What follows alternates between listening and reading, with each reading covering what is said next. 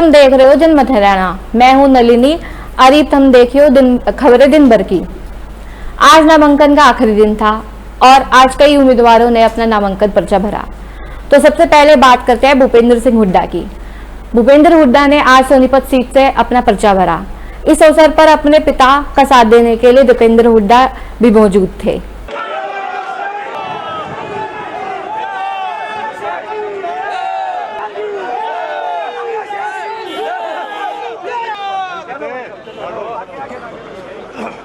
Sonipat seat से ही चुनाव लड़ रहे दिग्विजय चौटाला ने भी अपना नामांकन पत्र दाखिल किया।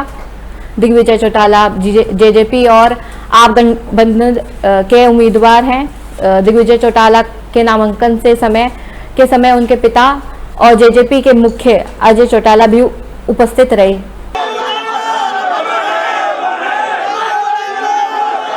दिग्विजय चौटाला ने नामांकन पत्र दाखिल करने के बाद मीडिया से भी बातचीत की। सोनीपत जो सीट है वो स्वर्गीय चौधरी देवीलाल जी की कर्मस्थली रही है। सोनीपत और जींद ये दो क्षेत्र उस लोकसभा क्षेत्र में हैं और दोनों ही हमारे घर के क्षेत्र हैं। वैसे तो समूचा हरियाणा ही चौधरी देवीलाल जी का अपना घर है, मगर इस इलाके ने सदैव उनको ताकत दी। वो 3 चुनाव यहाँ से लड़े। मेरा सौभाग्य है कि पार्टी ने मुझे इस लायक समझा और मुझे नॉमिनेट कर करके सीट पर भेजा है। निश्चित तौर पर मैं मेरी तरफ से और पार्टी के सभी कार्यकर्ताओं के साथ मिलकर, आम आदमी पार्टी के कार्यकर्ताओं के साथ मिलकर मजबूती से इस लड़ाई को लड़ेंगे। और जींद बाई इलेक्शन की तरह नहीं, जो पीछे कुछ कमियां रह गई थी उन खामियों को दूर कर करके इस बार ये तोहफा मैं निश्चित तौर पर जीत कर करके जहां पार्टी को दूंगा, वहीं दुष्यंत चौटाला जी जैसे आइडल सांसद से सीख कर मैं विश्वास दिलाता हूं सोनीपत की जनता को कि जैसे दुष्यंत ने अपने क्षेत्र की मांगों को उठाया पार्लियामेंट में, उसी रास्ते पर चलते हुए मजबूती से सोनीपत और जींद की मांगों को पार्लियामेंट के अधीन रखने का काम करूंगा और जन सरोकारों की बात जो है वो पार्लियामेंट तक पहुंचाने का काम करूंगा। ये मैं वादा और विश्वास वहां की जनता को देता हूं। रोहतक सीट के लिए जेजेपी और आप गठबंधन के उम्मीदवार प्रदीप देसवाल ने पर्चा भरा। प्रदीप देसवाल के नामांकन में अजय चौटाला को भी उपस्थित रहना था और वो आए भी लेकिन शामिल नहीं हुए।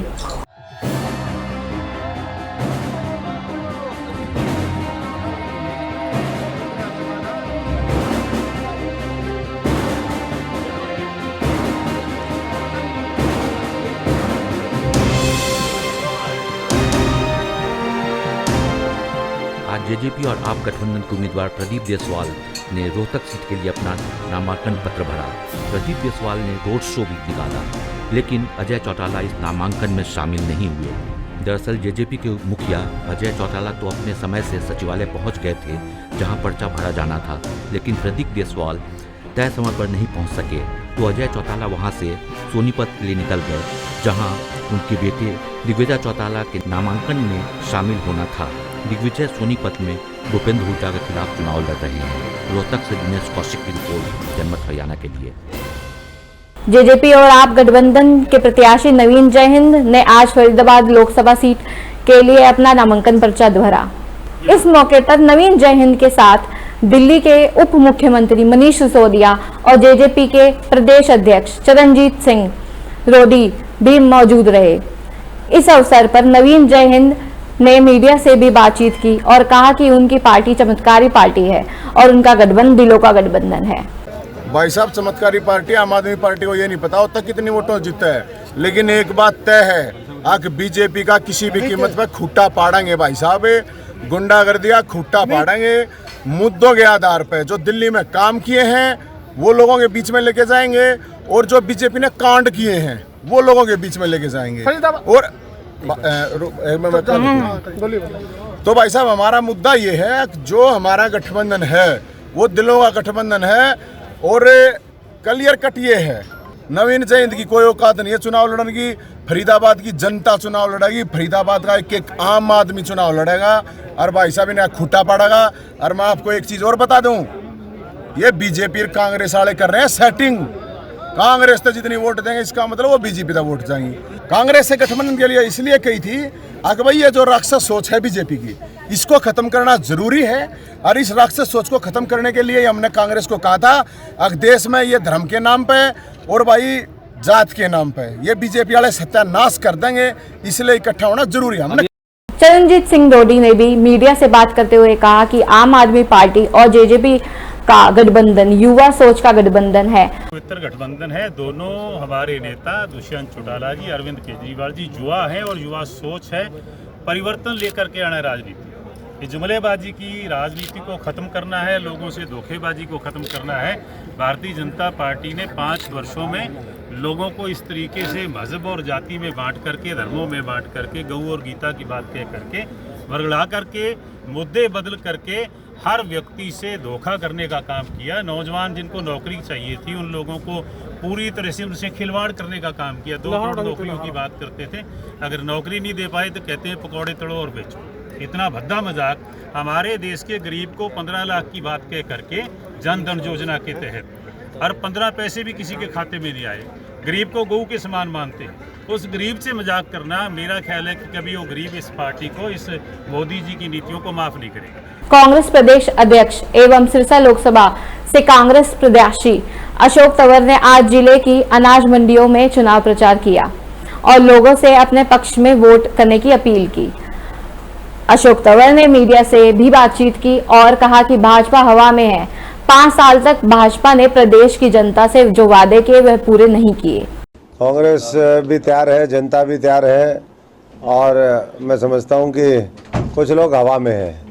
हवा में कौन है वो आप सबको पता है, भारतीय जनता पार्टी हवा में है, क्योंकि 5 साल जिन्होंने वायदे पूरे नहीं किए, वायदा खिलाफी की, वो प्रदेश की सरकार से भी मैं पूछना चाहता हूं खट्टर साहब से कि करीबन 5 साल मुख्यमंत्री बने हो गए, लेकिन क्या सिरसा की कोई एक भी घोषणा जो बड़ी घोषणा हो क्या वो पूरी हो पाई? और इसी तरीके से मोदी साहब ने जो बड़े बड़े सपने दिखाए, नौजवानों को रोजगार के, किसानों को उसकी फसल का उचित मूल्य, किसानों के कर्जे माफ़, गरीबों को उसके हाथ को काम, आज वो सारी चीज़ें कोई भी ज़मीन पे धरातल पर नहीं दिखाई देती है। वही कहते हैं कि old wine in new bottle, तो पुराने वही वायदे घुमा फिरा करके नए घोषणा पत्र में उन्होंने डालने का काम किया है।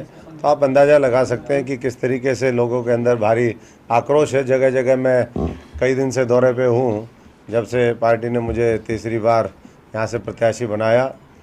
वैसे तो 5 साल अभी हमारे सड़क और संघर्ष के निकले, हर वर्ग की आवाज़ को उठाने का हमने काम किया, लेकिन उसके साथ साथ मैं समझता हूँ कि जब से हम दोबारा जनसंपर्क हमने शुरू किया है चुनाव के रूप में, तो हर जगह से एक ही बात आती है कि हम भारतीय जनता पार्टी के राज को बदलेंगे। इनेलो जिसने विपक्ष की भूमिका ना निभा करके सरकार का साथ दिया, उनको भी सबक सिखाने का काम करेंगे। जैसे जैसे समय बढ़ता जा रहा है, आज मैं 1000% हूँ और अगले मैं समझता हूँ कि 10-12 दिन के अंदर वो और ज़्यादा बढ़ जाए। आज दूर दूर तक कोई नहीं है टक्कर में, कहाँ पड़े हो चक्कर में। पलवल जिले में इस सीजन में गेहूं की बम्पर पैदावार हुई। किसान अपनी फसल को बेचने के लिए मंडी में पहुंच रहे हैं, लेकिन किसानों की शिकायतें हैं कि खरीद एजेंसियां बारदाने की कमी को बहाना बनाकर फसल की खरीद नहीं कर रही हैं। मंडी में गेहूं खरीद हो रही है या नहीं, इसके बारे में जिला प्रशासन की कोई भी अधिकारी निरीक्षण करने नहीं आया। गेहूं की फसल है, 4 दिन से पड़े हैं यहाँ मंडी में, 4 दिन से कोई खरीद नहीं हो रही, कोई बीडिंग नहीं हो रही, कोई सरकारी अधिकारी नहीं आ रहा, कोई इंस्पेक्टर नहीं आ रहा जिससे बोले हम। आड़ती हमारे क्या करें, आड़ती भी परेशान है, बिल्कुल कोई सुनवाई नहीं हो रही है। सभी दिक्कत आ रही है यहाँ, तो ना तो कोई तोल लो, ना कोई ले रो, ना कोई आ रो है, 4 दिन आते पड़े हैं।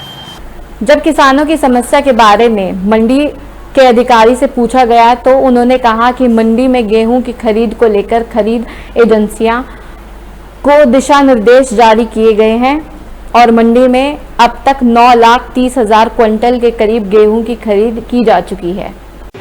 अब तक लगभग 9,30,000 क्विंटल के करीब पलवल मंडी में हैफेड, DFSC और SWC के द्वारा खरीद की गई है। और अब हमारे हिसाब से बस थोड़े बहुत ही किसान होंगे जो हाथ से काट रहे हैं, क्योंकि कंबाइन वाले तो अधिकतर आ ही चुके हैं। हाथ से जो कट रहे हैं वो शायद अभी रह गए। पिछले साल जो 1 किले में फसल बैठती थी, सबकी बार अधिक फसल 1 किले में बैठ गई, जैसा कि किसानों ने बता रहा, हम भी मंडी में देख रहे हैं तो फसल काफ़ी ठीक है। आज दिन भर की खबरों में बस इतना ही, तो देखते रहिए जनमत हरियाणा। हमारे चैनल को लाइक करें, सब्सक्राइब करें और अपडेट रहने के लिए बेल आइकन को प्रेस करें। राजनीति के आगे, राजनीति के पीछे, हर हलचल को जानने के लिए हमारे YouTube चैनल जनमत हरियाणा को लाइक करें, सब्सक्राइब करें और अपडेट रहने के लिए बेल आइकन दबाना ना भूलें। देखते रहें जनमत हरियाणा, सच के अलावा कुछ भी नहीं।